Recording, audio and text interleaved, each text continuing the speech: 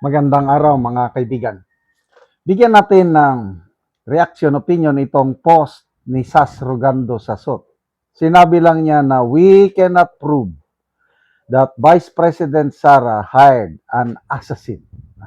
Ito kasi si Senator Risa, itong dalawa no, Senator Risa and Attorney Ligutan yung House o Private Prosecutor na naisalang sa Day 2 and Day 3. Para bang, I don't know, nagtulungan sila. Hindi nila sinasadya, nagtulungan sila para maabsuelto si VP Sara dito sa 4th Articles of Impeachment, yung grave threat. Yung nagbanta si VP Sara sa buhay ng tatlong ano. Bro, Risa, bakit ganito? Ang question niya is ganito. Whether or not what the VP did is an impeachable offense.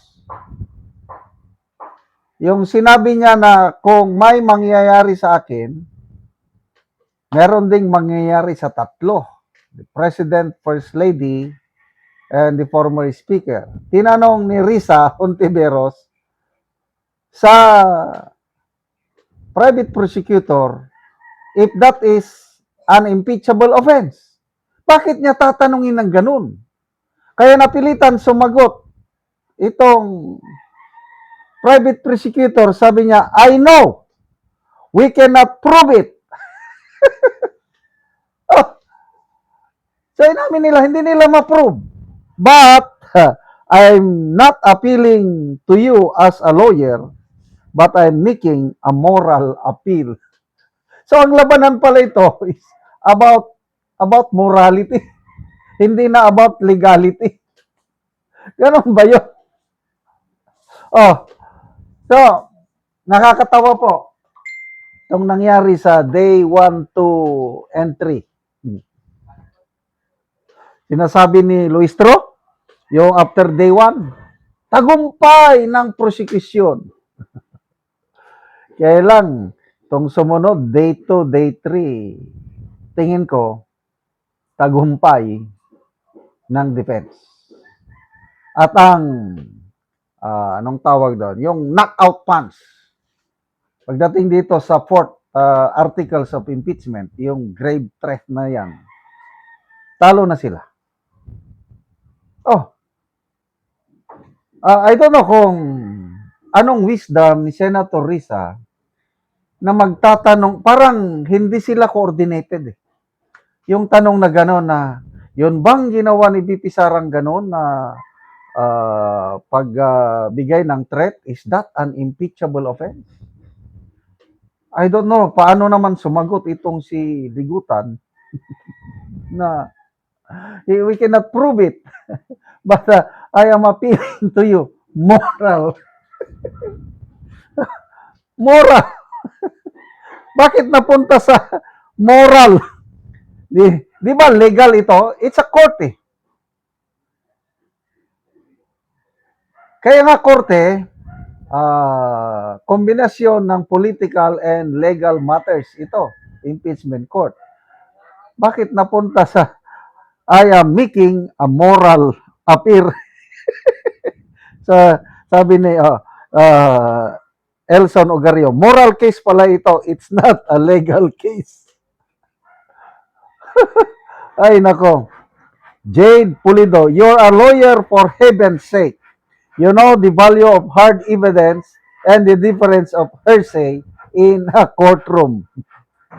John Mamo, aside from moral, please include spiritual, social, emotional, intellectual, immoral, or anything that ends in all. Ay, nako. Rodolph Miranda, one thing I found amusing during to this proceeding was that even before the defense had finished asking its question, one of the prosecution's counsel was already quick to raise objection. What made it even more interesting was that several of those objections were overruled by the presiding officer. In my view, The cross-examination raised serious questions about the witness credibility. Okay, speaking about the credibility of the witness, ang galing si Attorney Carlos Narbasa. Alam mo ba kung kasi ang ang issue dito is Vice President is threatening the life of these three, the President, the First Lady, and the Speaker of the House. Threat. So, it's a criminal liability. Nung tinanong, alam mo ba kung ang Presidente nag-file ng criminal complaint against the Vice President for those threatening words? I do not know. Alam mo ba kung nag-file si First Lady ng criminal complaint? I do not know. House Speaker, alam mo ba? I do not know. Ibig sabihin, walang complainant. So, how can there be a case kung walang complainant? Doon pa lang talo na sila. Kaya itong witness nilang ito na expert kuno, 2 weeks lang ang kanyang training.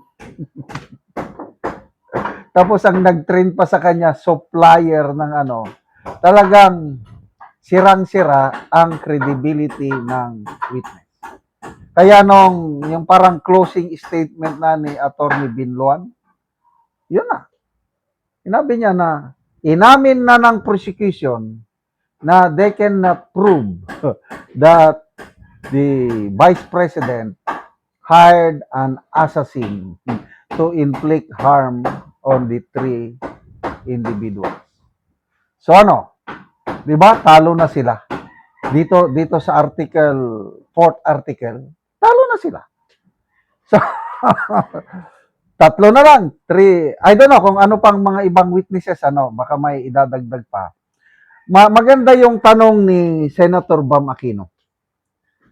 Sabi niya, mag-present din ba kayo ng witness na magsasabi na mayroon talagang na-hire na assassin ni BP Sara? The answer ni Attorney Ligutan is yes. O, yun, ang hintayin natin.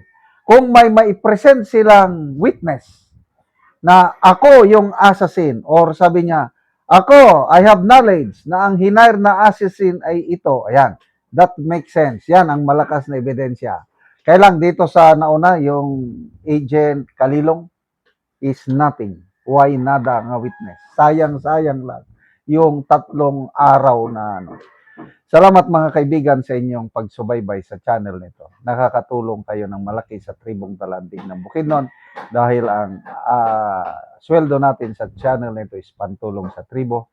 Namimigay tayo ng libreng yero at pako para makapagpatayo sila ng mas maayos na tirahan. Panoorin niyo ang video nito. Na anak ko dire sa balay ni Nanay Rosita Sabinoy nga taga Barangay Tikalaan, Purok 3, San Alahay, Talakag, Bukidnon. So muna ni ang itsura sa iyang atop nga dagko na gid kayo og buslot ug gibutangan lang gani og planggana. So kini si nanay usa ni siya ka balo. So makita gid nato nga dagko na ang buslot sa iyang atop. So amo na siyang natabangan og gero nga iyang ipulis sa iyang atop karon.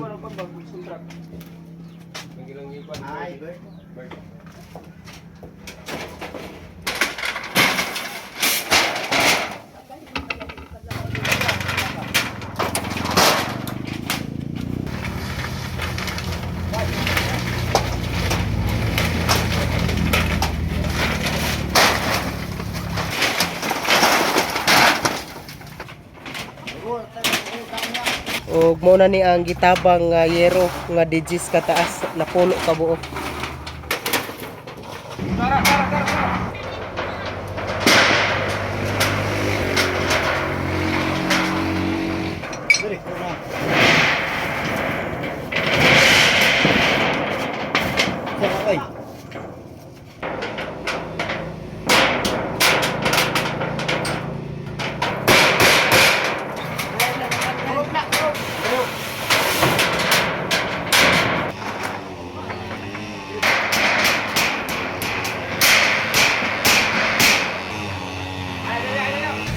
karon naman na gyud sa pag-atop ang ginatabang nga yero, so makita gid nato nga napulihan na gyud ang atop ni nanay nga busluton na, so karon maayo na gyud. Salamat sa nagtabang sa sin nga napulihan na kay sulod sa 30 ka tuig. 30 na to katuig na na imong atop, 30 na. so karon napulihan na gyud. Yan na. Salamat kaayo sa Ginoo. So pila na dai na imong edad? Kuan 80. 80 ka na. Oh, Oo, so napakay bana karon nanay. wala na. Balo ka na. Pito na ka bulan. Oh, so kinsay kauban ra nimo nanay diri sa imong balay? Akong anak nga si Lito. Ay, so tanan na nakapamilya imong anak. Oh, Oh, so diri lang ka karon nga kuan, so kundra sa ako ang akong anak. nag-ipon ra sa imo ang imong anak. Kay wala na kay bana. Unta nga magpadayon kini nga tabang kay dako na kini sa ako. Dako na nanay nga tabang para sa imo ha. Oh, Oh, so salamat kayo nanay. salamat.